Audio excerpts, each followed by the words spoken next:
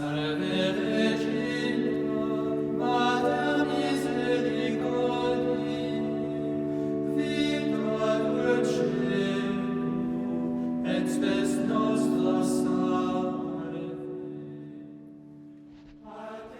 Gianna Oratory presents Daily Thought of St. Francis de Sales for November 8th.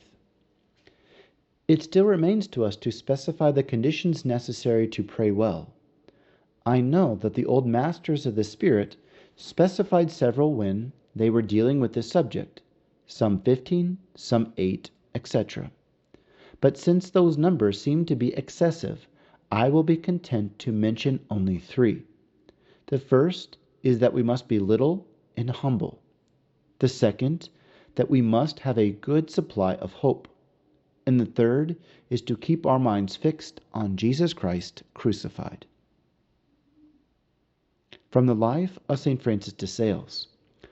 On November 8th, 1622, Francis de Sales was occupied in receiving visits and greetings from his spiritual sons and from friends.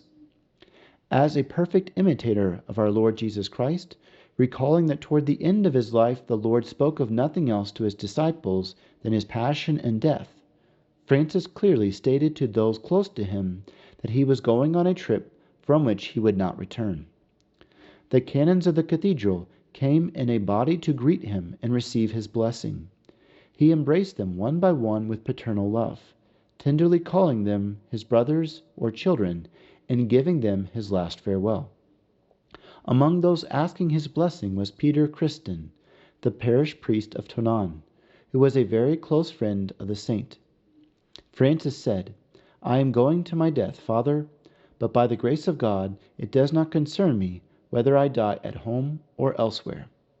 Crying profusely, the holy ecclesiastic told him that he seemed to be in fairly good health, so he hoped to see him in 3 months' time.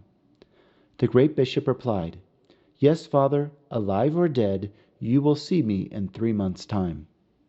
It was a prophecy, since his sacred body was brought back from Lyon to Annecy 3 months later. Father Anselm Marchand, a conventual and a great friend of our saint, having gone to wish him farewell, confidently asked him what results he expected from the voyage.